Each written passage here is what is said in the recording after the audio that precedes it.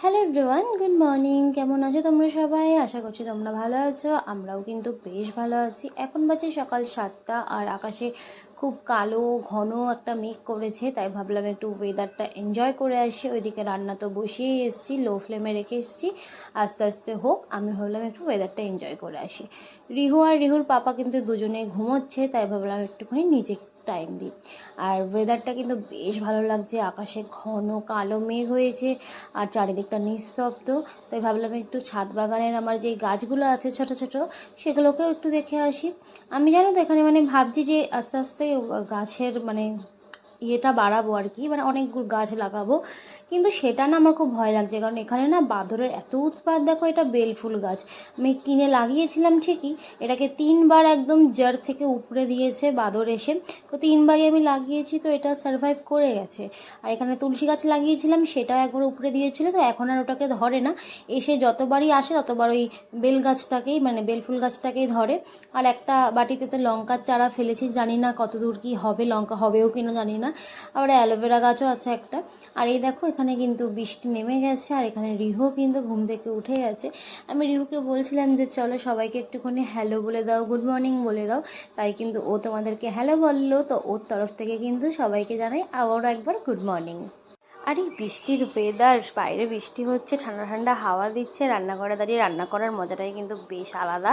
আর আজকে বানাবো আমি হচ্ছে চিকেন। এখানে চিকেনের মশলা কিন্তু আমি কষিয়ে নিয়েছি, আর টমেটোগুলো এখনও গলেনি, সেটা আস্তে আস্তে গলেই যাবে। চিকেনটাকে ম্যারিনেট করে আমি আগের দিন রাতেই রেখে দিই, যেদিনকে আমি চিকেন করি, কারণ ধরো না তাড়াতাড়ি হয়ে যায়, চিকেনটাও একটু ম্যারিনেট করার পর রেস্ট হয়ে যায়। একদিকে দেখো চিকেন বসিয়েছি, আর একদিকে আমি চা বসিয়ে দিয়েছি। সকালবেলা আমরা একটু রচাই খাই, আর জয়ের রচা হলে একটু আদা দিয়ে রচা খেতে ইচ্ছে করে, আর দুধ চা হলে হচ্ছে ওর এলাচ দিয়ে দুধ চা খাবে। তো এরকম একটা ওর ডিমান্ড থাকে, তাহলেই ওর জমে, না হলে কিন্তু ও চা একদম ভালো লাগে না। তো এখানে দেখো চিনি ছাড়া জয় চা খায়, তার জন্য ওর জন্য আগে চিনি ছাড়া চাটা আমি ছেঁকে নিচ্ছি, আর তারপরে আমারটার মধ্যে 1 চামচ চিনি দিয়ে একটু ভালো মতন ফুটিয়ে তারপর আমারটা নামাবো আবার। আর আজ তো আবার সানডেতে একটু ভালো মন্দ ব্রেকফাস্ট না হলে আমার না ঠিক ভালো লাগে না নিজে থেকেই। তাই আজকে বানাবো চিকেন স্যান্ডউইচ। তার জন্য কিন্তু এখানে দেখো কড়াইতে আমি একটু সাদা তেল গরম করে তার মধ্যে কিন্তু ক্যাপসিকাম আর পেঁয়াজগুলোকে ছোটো ছোটো করে কেটে এগুলোকে হালকা করে একটুখানি ফ্রাই করে নিচ্ছি। আর এর মধ্যে যেন তো কিছুই দিতে হয় না, কিন্তু টেস্টি কিন্তু খুব হয়।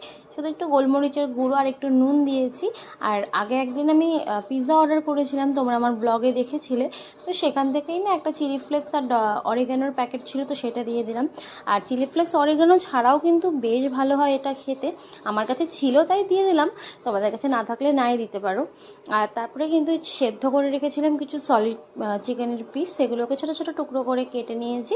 এবার ওগুলো কিন্তু আমি এই ক্যাপসিকাম আর পেঁয়াজ ফ্রাইয়ের মধ্যেই দিয়ে দিচ্ছি, হালকা করে একটু সটে করে নেব। আর রিহুর পাপা একটু ঘর দুয়ার ঝাঁপ দিচ্ছিল বলে আমার কাছে রিহুকে রেখে দিয়েছিল। রিহুকে রান্নাঘরে বসিয়ে রাখলে আমার এই অবস্থাই হয়। আমার রান্নাঘরে কিন্তু স্পেসটা একটু কম, তার জন্য কিন্তু আমি নিচে অনেক জিনিসপত্র রাখি। তো নিচের জিনিসপত্রগুলো যে আমি দিনে কতবার গোছাই আমিই জানি, কারণ ওকে যখনই রান্নাঘরে নিয়ে এসে বসাই ও কিন্তু ওই জিনিসপত্রগুলো দিয়েই খেলে। তো যাই হোক, ওকে কিন্তু পাপার কাছে আমি দিয়ে এসেছি, এসে কিন্তু আমি এই স্যান্ডউইচগুলো এখন রেডি করব। তার জন্য এবার দুটো হাতের আমার ব্যবহার করতেই হবে, তাই কিন্তু ওকে আমি দিয়ে এসেছি ওর বাবার কাছে, না হলে কিন্তু হবে না, হলে ও এদিক ওদিক খালি দৌড়ে চলে যায়। তো যাই হোক, দেখো একটা ব্রেডে লাগিয়েছি তন্দুরি মেয়ো, আর একটা ব্রেডে লাগিয়েছি কিন্তু আমি একটু চিজি মেয়োনিজ। তো সেগুলো কিন্তু স্প্রেড করে আমি ওই যে চিকেনের মিক্সারটা বানিয়েছিলাম সেটাই দিয়ে দিচ্ছি। তারপরে কিন্তু আমি চাপা দিয়ে স্যান্ডউইচ টোস্টারে আমি টোস্ট করে নেব।